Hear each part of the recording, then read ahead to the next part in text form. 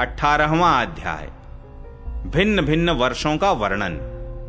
श्री सुखदेव जी कहते हैं, राजन, भद्राश्व वर्ष में धर्मपुत्र भद्रश्रवा और उनके मुख्य सेवक भगवान वासुदेव की हयग्रीव संज्ञक धर्ममयी प्रिय मूर्ति को अत्यंत समाधि निष्ठा के द्वारा हृदय में स्थापित कर इस मंत्र का जप करते हुए इस प्रकार स्तुति करते हैं। भद्रश्रवा और उनके सेवक कहते हैं, चित्त को विशुद्ध करने वाले ओमकार स्वरूप भगवान धर्म को नमस्कार है। अहो, भगवान की लीला बड़ी विचित्र है, जिसके कारण यह जीव संपूर्ण लोकों का संहार करने वाले काल को देखकर भी नहीं देखता और तुच्छ विषयों का सेवन करने के लिए पापमय विचारों की उधेड़ बुन में लगा हुआ अपने ही हाथों अपने पुत्र और पितादि की लाश को जलाकर भी स्वयं जीते रहने की इच्छा करता है। विद्वान लोग जगत को नश्वर बताते हैं और सूक्ष्मदर्शी आत्मज्ञानी ऐसा ही देखते भी हैं, तो भी जन्म रहित प्रभो आपकी माया से लोग मोहित हो जाते हैं। आप अनादि हैं तथा आपके कृत्य बड़े विस्मयजनक हैं। मैं आपको नमस्कार करता हूं। परमात्मन, आप अकर्ता और माया के आवरण से रहित हैं, तो भी जगत की उत्पत्ति, स्थिति और प्रलय ये आपके ही कर्म माने गए हैं। सो ठीक ही है, इसमें कोई आश्चर्य की बात नहीं है, क्योंकि सर्वात्म रूप से आप ही संपूर्ण कार्यों के कारण हैं और अपने शुद्ध स्वरूप में इस कार्य कारण भाव से सर्वथा अतीत हैं। आपका विग्रह मनुष्य और घोड़े का संयुक्त रूप है। प्रलय काल में जब तमह प्रधान दैत्यगण वेदों को चुरा ले गए थे, तब ब्रह्मा जी के प्रार्थना करने पर आपने उन्हें रसातल से लाकर दिया। ऐसे अमोघ लीला करने वाले सत्य संकल्प आपको मैं नमस्कार करता हूं। हरिवर्ष खंड में भगवान नृसिंह रूप से रहते हैं। उन्होंने यह रूप जिस कारण से धारण किया था उसका आगे वर्णन किया जाएगा। भगवान के उस प्रिय रूप की महाभागवत प्रहलाद जी उस वर्ष के अन्य पुरुषों के सहित निष्काम एवं अनन्य भक्ति भाव से उपासना करते हैं। ये प्रहलाद जी महापुरुषोचित गुणों से संपन्न हैं तथा इन्होंने अपने शील और आचरण से दैत्य और दानवों के कुल को पवित्र कर दिया है। वे इस मंत्र तथा स्तोत्र का जप पाठ करते रहते हैं। ओंकार स्वरूप भगवान श्री नृसिंह देव को नमस्कार है। आप अग्नि आदि तेजों के भी तेज हैं, आपको नमस्कार है। हे वज्रनख, हे वज्रदंष्ट्र, आप हमारे समीप प्रकट होइए, हमारी कर्म वासनाओं को जला डालिए, हमारे अज्ञान रूप अंधकार को नष्ट कीजिए। ओम स्वाहा, हमारे अंतःकरण में अभय दान देते हुए प्रकाशित होइए। ओम क्षौम, नाथ, विश्व का कल्याण हो, दुष्टों की बुद्धि शुद्ध हो, सब प्राणियों में परस्पर सद्भावना हो, सभी एक दूसरे का हित चिंतन करें, हमारा मन शुभ मार्ग में प्रवृत्त हो और हम सब की बुद्धि निष्काम भाव से भगवान श्री हरि में प्रवेश करे। प्रभो, घर, स्त्री, पुत्र, धन और भाई बंधुओं में हमारी आसक्ति न हो। यदि हो तो केवल भगवान के प्रेमी भक्तों में ही। जो संयमी पुरुष केवल शरीर निर्वाह के योग्य अन्नादि से संतुष्ट रहता है, उसे जितना शीघ्र सिद्धि प्राप्त होती है, वैसी इंद्रिय लोलुप पुरुष को नहीं होती। उन भगवत भक्तों के संग से भगवान के तीर्थ तुल्य पवित्र चरित्र सुनने को मिलते हैं, जो उनकी असाधारण शक्ति एवं प्रभाव के सूचक होते हैं। उनका बार बार सेवन करने वालों के कानों के रास्ते से भगवान हृदय में प्रवेश कर जाते हैं और उनके सभी प्रकार के दैहिक और मानसिक मलों को नष्ट कर देते हैं। फिर भला उन भगवत भक्तों का संग कौन न करना चाहेगा।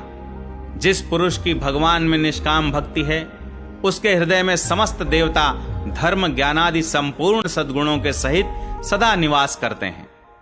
किंतु जो भगवान का भक्त नहीं है, उसमें महापुरुषों के वे गुण आ ही कहां से सकते हैं। वह तो तरह तरह के संकल्प करके निरंतर तुच्छ बाहरी विषयों की ओर ही दौड़ता रहता है। जैसे मछलियों को जल अत्यंत प्रिय उनके जीवन का आधार होता है, उसी प्रकार साक्षात श्री हरि ही समस्त देहधारियों के प्रियतम आत्मा हैं। उन्हें त्याग कर यदि कोई महत्वाभिमानी पुरुष घर में आसक्त रहता है तो उस दशा में स्त्री पुरुषों का बड़प्पन केवल आयु को लेकर ही माना जाता है, गुण की दृष्टि से नहीं। अतः असुरगण, तुम तृष्णा, राग, विषाद, क्रोध, अभिमान, इच्छा, भय, दीनता और मानसिक संताप के मूल तथा जन्म मरण रूप संसार चक्र का वहन करने वाले गृह आदि को त्याग कर भगवान नृसिंह के निर्भय चरण कमलों का आश्रय लो। केतुमाल वर्ष में लक्ष्मी जी का तथा संवत्सर नामक प्रजापति के पुत्र और पुत्रियों का प्रिय करने के लिए भगवान कामदेव रूप से निवास करते हैं। उन रात्रि की अभिमानी देवता रूप कन्याओं और दिवसाभिमानी देवता रूप पुत्रों की संख्या मनुष्य की 100 वर्ष की आयु के दिन और रात के बराबर अर्थात 36 हजार वर्ष है, और वे ही उस वर्ष के अधिपति हैं। वे कन्याएं परम पुरुष श्री नारायण के श्रेष्ठ अस्त्र सुदर्शन चक्र के तेज से डर जाती हैं, इसलिए प्रत्येक वर्ष के अंत में उनके गर्भ नष्ट होकर गिर जाते हैं।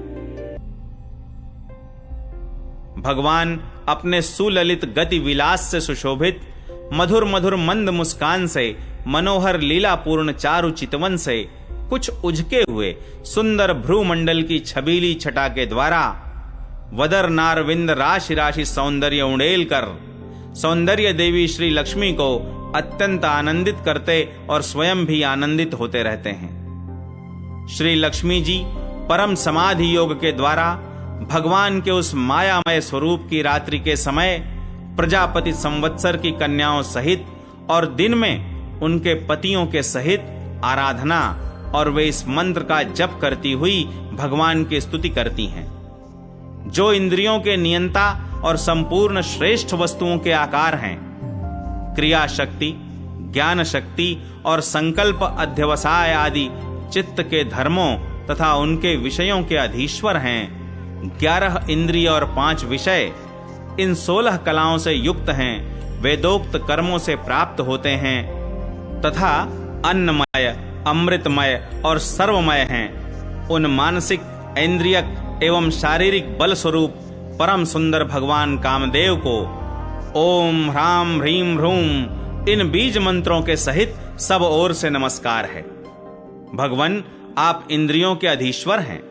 स्त्रियां तरह तरह के कठोर व्रतों से आपकी ही आराधना करके अन्य लौकिक पतियों की इच्छा किया करती हैं, किंतु वे उनके प्रिय पुत्र, धन और आयु की रक्षा नहीं कर सकते, क्योंकि वे स्वयं ही परतंत्र हैं।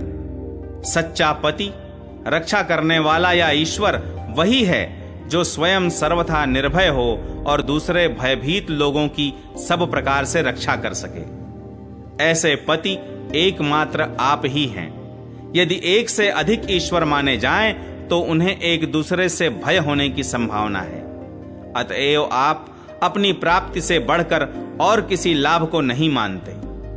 भगवान, जो स्त्री आपके चरण कमलों का पूजन ही चाहती है और किसी वस्तु की इच्छा नहीं करती, उसकी सभी कामनाएं पूर्ण हो जाती हैं, किंतु जो किसी एक कामना को लेकर आपकी उपासना करती है, उसे आप केवल वही वस्तु देते हैं, और जब भोग समाप्त होने पर वह नष्ट हो जाती है तो उसके लिए उसे संतप्त होना पड़ता है। अजित, मुझे पाने के लिए इंद्रिय सुख के अभिलाषी ब्रह्मा और रुद्र आदि समस्त सुरासुर गण घोर तपस्या करते रहते हैं, किंतु आपके चरण कमलों का आश्रय लेने वाले भक्त के सिवा मुझे कोई पा नहीं सकता, क्योंकि मेरा मन तो आप में ही लगा रहता है। अच्युत, आप अपने जिस वंदनीय कर कमल को भक्तों के मस्तक पर रखते हैं, उसे मेरे सिर पर भी रखिए। वरेण्य, आप मुझे केवल श्री लांछन रूप से अपने वक्षस्थल में ही धारण करते हैं, सो आप सर्वसमर्थ हैं। आप अपनी माया से जो लीलाएं करते हैं, उनका रहस्य कौन जान सकता है। रम्यक वर्ष में भगवान ने वहां के अधिपति मनु को पूर्व काल में अपना परम प्रिय मत्स्य रूप दिखाया था। मनु जी इस समय भी भगवान के उसी रूप की बड़े भक्ति भाव से उपासना करते हैं और इस मंत्र का जप करते हुए स्तुति करते हैं। सत्व प्रधान मुख्य प्राण, सूत्रात्मा तथा मनोबल, इंद्रिय बल और शरीर बल, ओंकार पद के अर्थ सर्वश्रेष्ठ भगवान महामत्स्य को बार बार नमस्कार है। प्रभो, नट जिस प्रकार कठपुतलियों को नचाता है, उसी प्रकार आप ब्राह्मणादि नामों की डोरी से संपूर्ण विश्व को अपने अधीन करके नचा रहे हैं। अतः आप ही सबके प्रेरक हैं। आपको ब्रह्मादि लोकपाल गण भी नहीं देख सकते, तथापि आप समस्त प्राणियों के भीतर प्राण रूप से और बाहर वायु रूप से निरंतर संचार करते रहते हैं। वेद ही आपका महान शब्द है। एक बार इंद्रादि इंद्रियाभिमानी देवताओं को प्राण स्वरूप आपसे डाह हुआ, तब आपके अलग हो जाने पर वे अलग अलग अथवा आपस में मिलकर भी मनुष्य, पशु, स्थावर जंगम आदि जितने शरीर दिखाई देते हैं, उनमें से किसी की बहुत यत्न करने पर भी रक्षा नहीं कर सके। अजन्मा प्रभो, आपने मेरे सहित समस्त औषध और लताओं की आश्रय रूपा इस पृथ्वी को लेकर बड़ी बड़ी उत्ताल तरंगों से युक्त प्रलयकालीन समुद्र में बड़े उत्साह से विहार किया था। आप संसार के समस्त प्राण समुदाय के नियंता हैं। मेरा आपको नमस्कार है। हिरण्यमय वर्ष में भगवान कच्छप रूप धारण करके रहते हैं। वहां के निवासियों के सहित पितृराज अर्यमा भगवान की उस प्रियतम मूर्ति की उपासना करते हैं और इस मंत्र को निरंतर जपते हुए स्तुति करते हैं। जो संपूर्ण सत्व गुण से युक्त हैं, जल में विचरते रहने के कारण जिनके स्थान का कोई निश्चय नहीं है तथा जो काल की मर्यादा के बाहर हैं, उन ओंकार स्वरूप सर्वव्यापक सर्वाधार भगवान कच्छप को बार बार नमस्कार है। भगवान अनेक रूपों में प्रतीत होने वाला यह दृश्य प्रपंच यद्यपि मिथ्या ही निश्चय होता है, इसलिए इसकी वस्तुतः कोई संख्या नहीं है, तथापि यह माया से प्रकाशित होने वाला आपका ही रूप है। ऐसे अनिर्वचनीय रूप आपको मेरा नमस्कार है। एकमात्र आप ही जरायुज, स्वेदज, अंडज, उद्भिज, जंगम, स्थावर, देवता, ऋषि, पितृगण, भूत, इंद्रिय, स्वर्ग, आकाश, पृथ्वी, पर्वत, नदी, समुद्र, द्वीप, ग्रह और तारा आदि विभिन्न नामों से प्रसिद्ध हैं। आप असंख्य नाम, रूप और आकृतियों से युक्त हैं। कपिलादि विद्वानों ने जो आप में 24 तत्वों की संख्या निश्चित की है, वह जिस तत्व दृष्टि का उदय होने पर निवृत्त हो जाती है, वह भी वस्तुतः आपका ही स्वरूप है। ऐसे सांख्य सिद्धांत स्वरूप आपको मेरा नमस्कार है।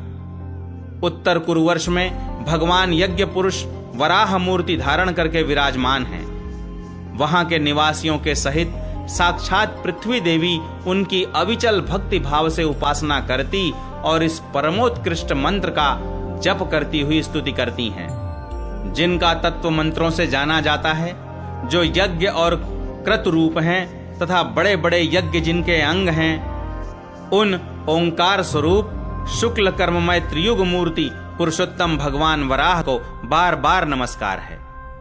ऋत्विज गण जिस प्रकार अरण्य रूप काष्ठ खंडों में छिपी हुई अग्नि को मंथन द्वारा प्रकट करते हैं, उसी प्रकार कर्मासक्ति एवं कर्म फल की कामना से छिपे हुए जिनके रूप को देखने की इच्छा से परम प्रवीण पंडित जन अपने विवेक युक्त मन रूप मंथन काष्ठ से शरीर एवं इंद्रियादि को बिलो डालते हैं। इस प्रकार मंथन करने पर अपने स्वरूप को प्रकट करने वाले आपको नमस्कार है। विचार तथा यम नियमादि योगांगों के साधन से जिनकी बुद्धि निश्चयात्मिका हो गई है, वे महापुरुष द्रव्य, क्रिया, हेतु, अयन, ईश, काल और कर्ता आदि माया के कार्यों को देखकर जिनके वास्तविक स्वरूप का निश्चय करते हैं, ऐसे मायिक आकृतियों से रहित आपको बार बार नमस्कार है।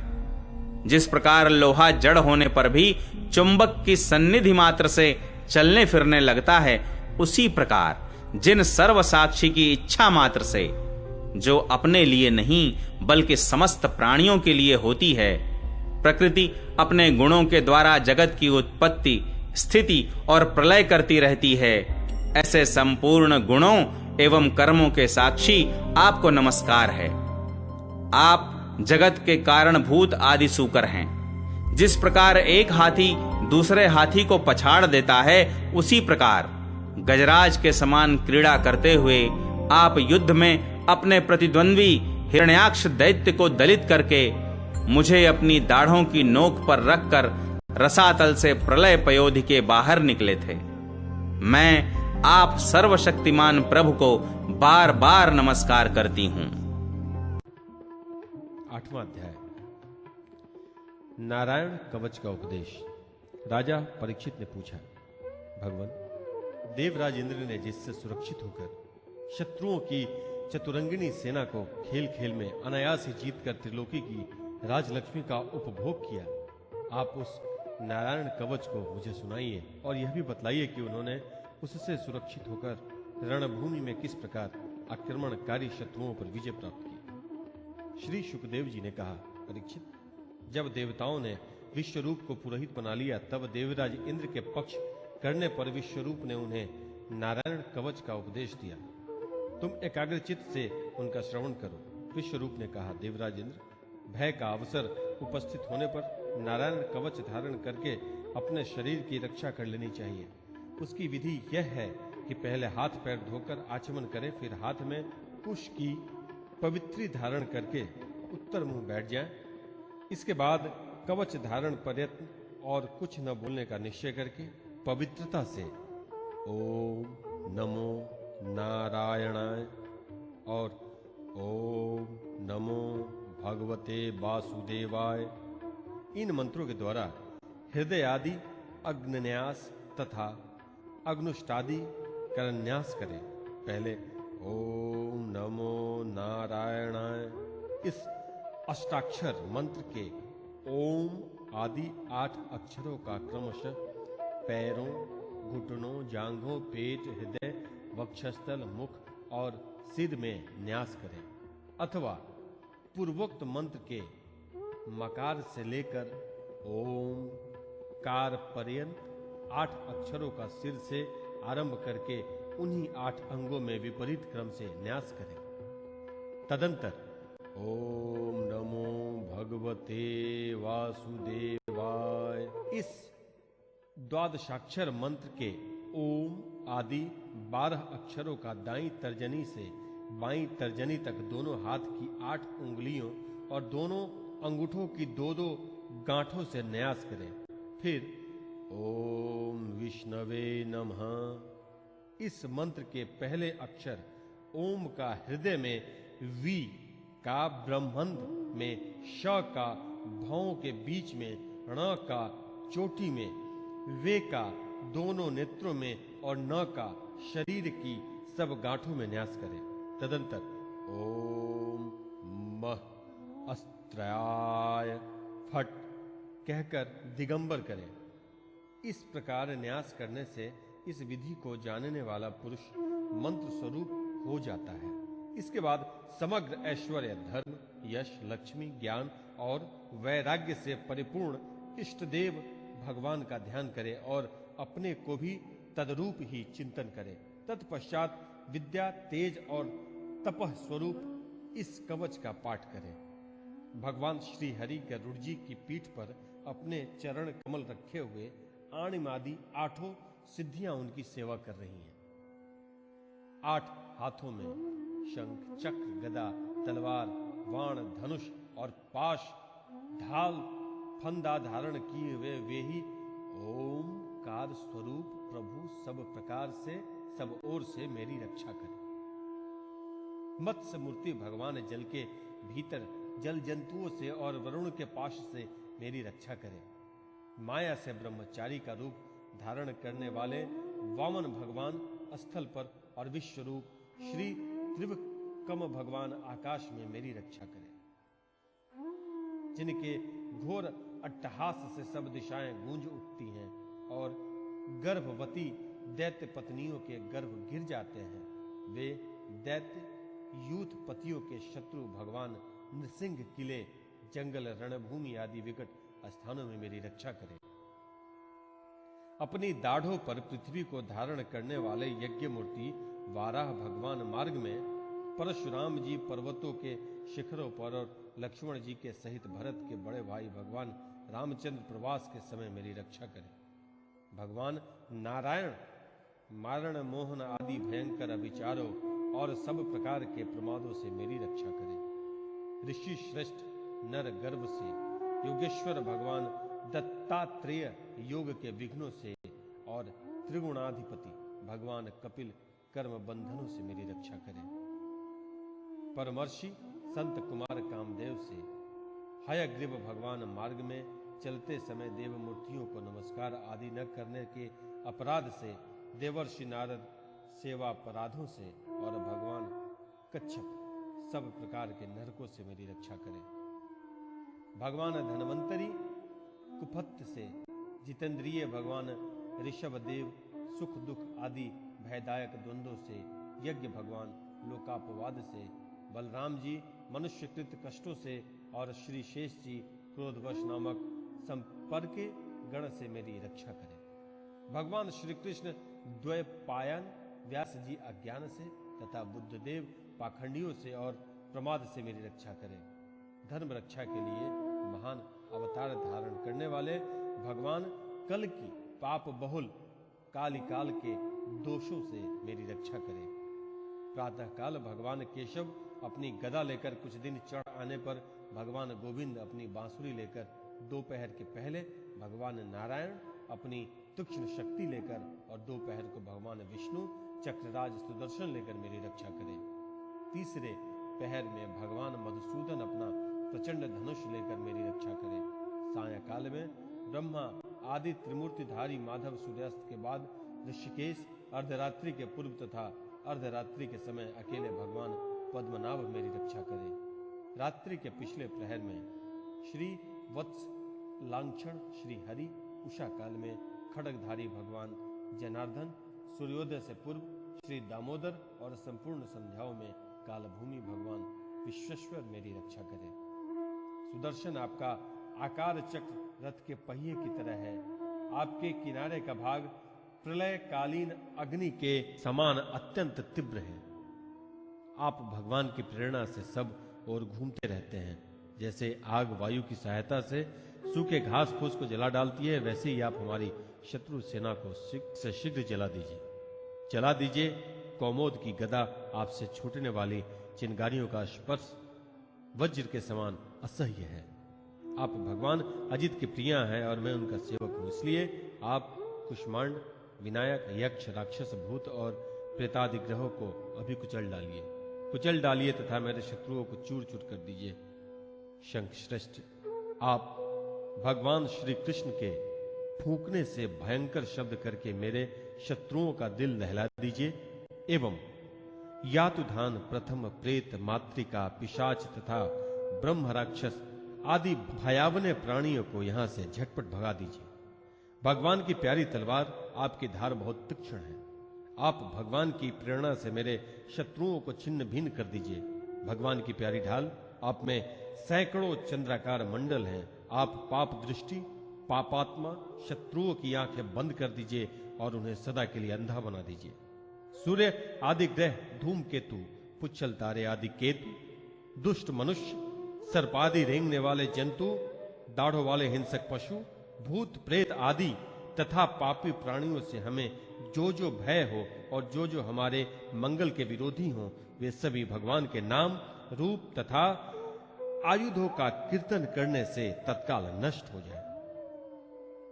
बृहद रथंतर आदि सामवेदीय स्तोत्रों से जिनकी स्तुति की जाती है, वे वेद मूर्ति भगवान गरुड़ और विश्वक्सेन जी अपने नामोच्चारण के प्रभाव से हमें सब प्रकार की विपत्तियों से बचाएं।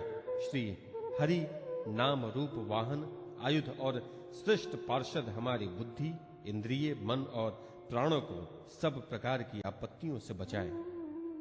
जितना भी कार्य अथवा कारण रूप जगत है वह वास्तव में भगवान ही है। इस सत्य के प्रभाव से हमारे सारे उपद्रव नष्ट हो जाएं। जो लोग ब्रह्म और आत्मा की एकता का अनुभव कर चुके हैं, उनकी दृष्टि में भगवान का स्वरूप समस्त विकल्प व भेदों से रहित है। फिर भी वे अपनी माया शक्ति के द्वारा भूषण, आयुध और रूप नामक शक्तियों को धारण करते हैं। यह बात निश्चित रूप से सत्य है। इस कारण सर्वज्ञ, सर्वव्यापक भगवान श्री हरि सदा सर्वत्र सब स्वरूपों से हमारी रक्षा करें। जो अपने भयंकर अट्टहास से सब लोगों को भय से भगा देते हैं और अपने तेज से सबका तेज ग्रस लेते हैं, वे भगवान नृसिंह दिशा विदिशा में नीचे ऊपर बाहर भीतर सब ओर हमारी रक्षा करें। देवराज इंद्र, मैंने तुम्हें यह नारायण कवच सुना दिया है। इस कवच से तुम अपने को सुरक्षित कर लो, बस फिर तुम अनायास ही सब दैत्य यूथपतियों को जीत लोगे। इस नारायण कवच को धारण करने वाला पुरुष जिसको भी अपनी नेत्रों से देख लेता है अथवा पैर से छू देता है, वह तत्काल समस्त भयों से मुक्त हो जाता है। जो इस वैष्णवी विद्या को धारण कर लेता है, उसे राजा, डाकू, प्रेत, पिशाचादि और बाघ आदि हिंसक जीवों से कभी किसी प्रकार का भय नहीं रहता।